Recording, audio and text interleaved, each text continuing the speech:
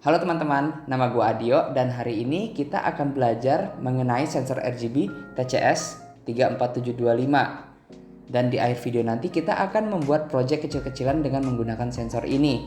Jadi kita langsung intro dulu aja ya teman-teman.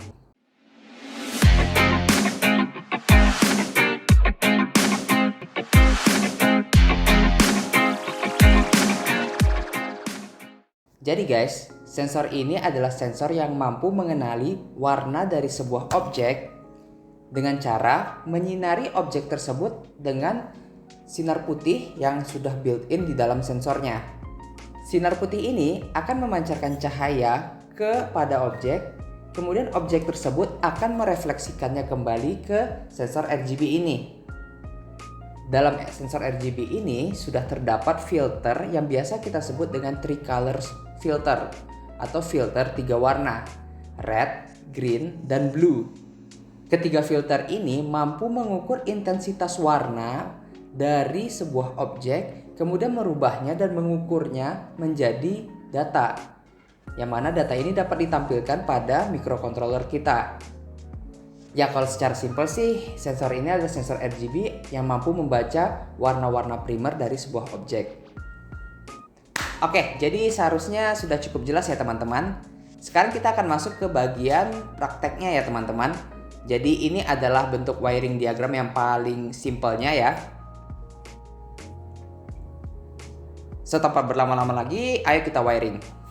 Oke teman-teman, berdasarkan wiring diagram, pin yang pertama sekali perlu kita hubungkan adalah pin LED pada sensor RGB ini ke pin nomor 5 di Arduino.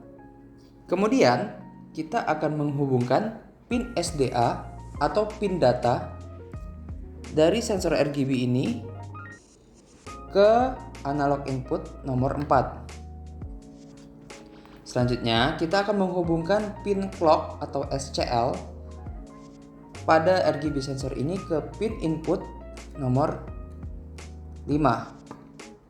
Ya, ini pin analog ya teman-teman.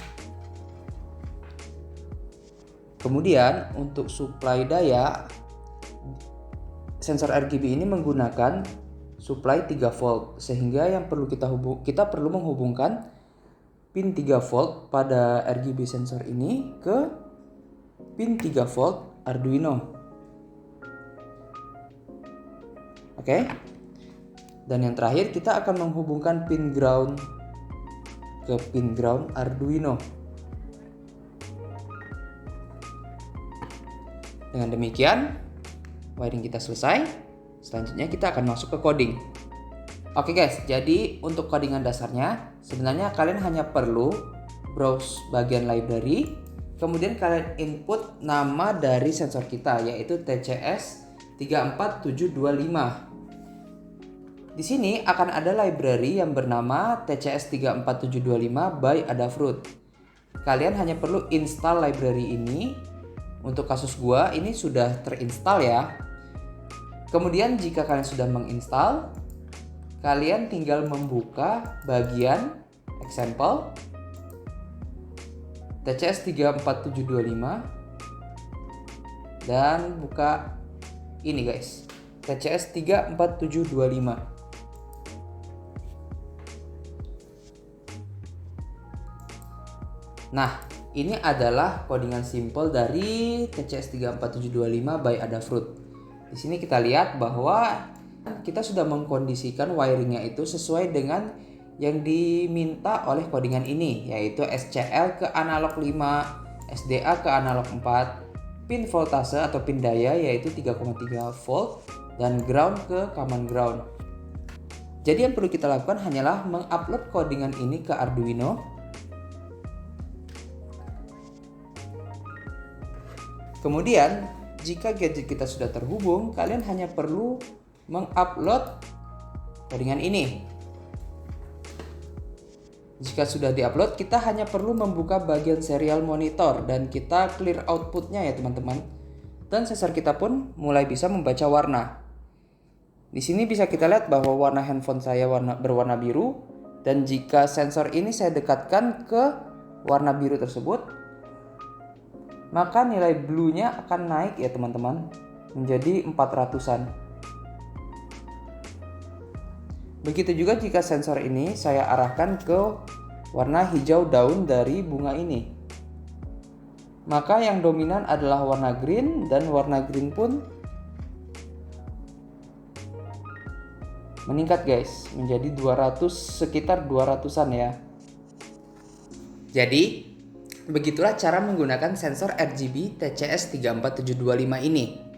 Tapi sejujurnya gue masih merasa belum puas. Kenapa? Karena untuk membaca nilai RGB dari sebuah objek, gue masih membutuhkan laptop untuk melihat serial monitor dari Arduino-nya.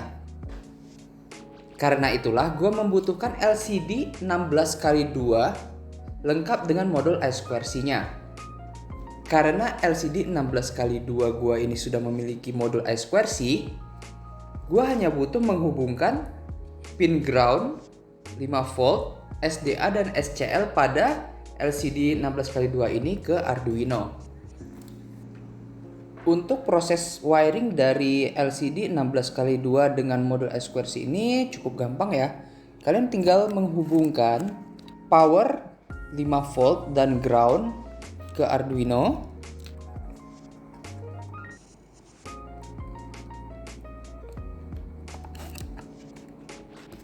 Kemudian kalian tinggal mengkoneksikan nilai pin SDA dan pin SCL pada Arduino.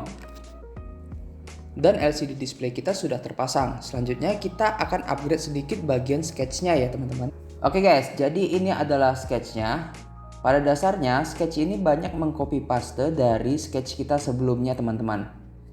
Cuman bedanya di sini, alih-alih kita ngeprint nilai RGB itu di dalam serial monitor, kita mengcopy pastenya itu di dalam LED LCD 16x2. Oleh karena itu, gue menginclude library baru yang bernama Liquid Crystal I2C.h. Kemudian pada bagian ini kita menginisialisasi dari LCD kita untuk menyalakan backlight-nya dan memulainya. Kemudian pada bagian sini, ini adalah bagian pengambilan data oleh sensor RGB dan menyimpannya di dalam variabel R, G, B, C, color temp, dan lux. Cuman pada dasarnya kita hanya membutuhkan nilai R, G, B saja. Oleh karena itu, pada saat kita memprint nilai LCD-nya pada bagian yang gua drag ini, di sini kita hanya memprint nilai R, G, dan B. Oke guys, kurang lebih seperti itulah isi dari sketchnya ya. Kalau misalnya kita sudah cukup mengerti dengan sketch ini yang tidak terlalu panjang ini, kita tinggal menguploadnya saja langsung ke device kita. Oke guys, jadi ini adalah tampilan dari LCD 16x2 kita setelah kita melakukan proses upload sketch yang barusan kita bikin. Bisa dilihat di sini bahwa sensor sudah mulai membaca dan mengirimkan nilai yang dibacanya itu ke dalam LCD screen kita ya. Nah, mari kita coba dengan menggunakan objek yaitu tutup Tupperware ini yang berwarna biru ya teman-teman. Bisa dilihat di sini bahwa angkanya itu dominan di blue ya teman-teman. Meskipun angkanya berubah-ubah tapi dominannya selalu di blue. Yang artinya sensor ini sudah bisa membaca bahwa tutup Tupperware ini berwarna biru. Jika diperhatikan guys, bacaan dari sensor RGB gue ini masih kurang stabil ya guys. Nilai RGB-nya itu masih suka lompat-lompat gitu. Hal ini tuh disebabkan karena saat gue memegang sensor RGB ini dan mengarahkannya ke objek, jaraknya itu suka berubah-ubah. Sensor kita ini cukup sensitif, jadi berubah sekian sentimeter aja, sekian milimeter aja, perubahan bacaan RGB-nya itu sudah berubah. Selain itu, yang bisa menyebabkan nilai pengukuran dari sensor RGB ini berubah-ubah juga sumber cahaya. Di ruangan tempat gua rekaman ini, sumber cahayanya itu nggak cuma berasal dari sensornya itu sendiri, tetapi juga ada pencahayaan-pencahayaan dari lampu gitu. Karena itulah, gua mencoba memodif sedikit sensor RGB gue itu menjadi seperti ini. Ini hanyalah botol selai biasa ya teman-teman. Jadi harapannya saat gua mengarahkan sensor ini ke objek, cahayanya itu hanya bersumber dari sensor RGB kita, dan jaraknya itu pun bisa lebih fix gitu. Jadi untuk pembuktiannya langsung saja kita coba ya teman-teman. Kita coba arahkan sensor ini ke RGB dengan modifan seperti ini. Oke guys, kita langsung praktik aja ya. Jadi sensornya itu disetting seperti ini. Kalau misalnya gua menutup sebuah objek dengan tutup botol selai ini, harusnya sih sumber cahayanya hanya bersumber dari cahaya ini saja.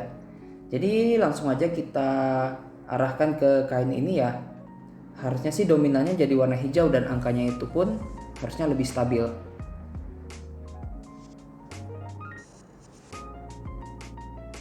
Ya, bisa dilihat angkanya itu stabil di 850-an ya untuk greennya. Oke guys, karena nilai RGB dari sensor gua ini sudah cukup stabil, sekarang gua mau membuat gadget yang mampu mengenali jenis-jenis mata uang. Di sini gue punya 3 buah mata uang ya, ada 100.000, ada 50.000 dan ada 20.000. Kenapa mata uang ini gue pilih? Karena mata uang 100.000 ini dominan warna merah, yang ini dominan warna biru, dan yang ini dominan warna hijau. Harapan gue sih gadget gue ini nantinya mampu mengenali mata uang ini. Jadi agar gadget kita itu mampu mengenali mata uang, yang perlu kita rubah itu hanyalah sketchnya ya. Jadi pada dasarnya ini tuh untuk bagian awalnya sama semua sampai sini. Ini untuk pengambilan data untuk mendapatkan nilai R, G, dan B. Yang berbeda itu ada di bagian paling bawah. Di bagian paling bawah ini ada 3 buah fungsi ya, fungsi boolean, true or false. Dia akan mengembalikan nilai true atau false gitu. Nah, pada boolean yang pertama itu ya kita beri nama fungsinya itu uang 20.000. Jadi ini fungsinya mewakili uang 20.000 kita. Dimana fungsi uang 20.000 ini akan bernilai true jika red itu kecil dari 250 dan green itu besar dari 250 dan blue itu kecil dari 200. Angka-angka ini dapat dari mana? Angka-angka ini gue dapat dari hasil bacaan RGB gue ke uang 20.000 gue. Jadi sebenarnya untuk menentukannya itu ya sebenarnya pinter-pinter kita aja. Kalau dari si uang 20.000 kan rednya kecil dari 250, greennya pasti dominan berarti besar dari 250 begitu. Sama halnya untuk boolean fungsi uang 50.000 itu sama nilainya. Gue dapat rednya kecil dari 250. Greennya ini cukup aneh, dia itu berada di dominan ya, uang 50.000. Greennya itu bisa lebih besar dari 250 dan bluenya besar dari 200. Dan untuk uang 100.000 ya dominannya di red. Rednya itu besar dari 400. Fungsi dari ketiga boolean ini akan dipanggil pada bagian sini, yaitu jika nilai R, G, dan B itu berada pada range uang 20.000 yang kita tentukan tadi, maka LCD akan ngeprint uang 20.000. Tapi jika dia berada di range uang 50.000, maka dia akan memprint uang 50.000. Begitu juga jika dia berada pada range uang 100.000, maka LCD akan memprint uang 100.000. Oke, jadi codingannya kurang lebih seperti itu saja guys. Tidak begitu banyak yang dirubah ya.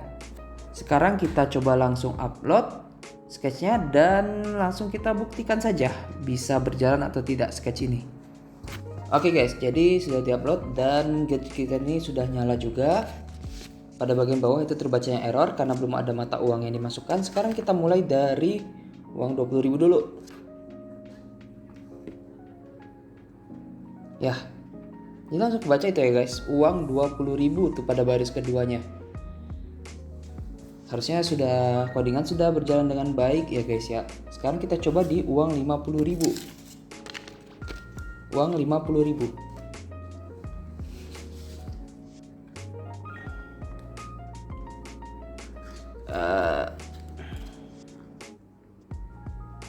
Dan langsung terbaca uang 50.000, error lagi. Nah nih, agak goyang, mungkin range-nya harus diperbaiki sedikit ya. Tapi ini sebenarnya sudah bisa ngebaca sih sedikit.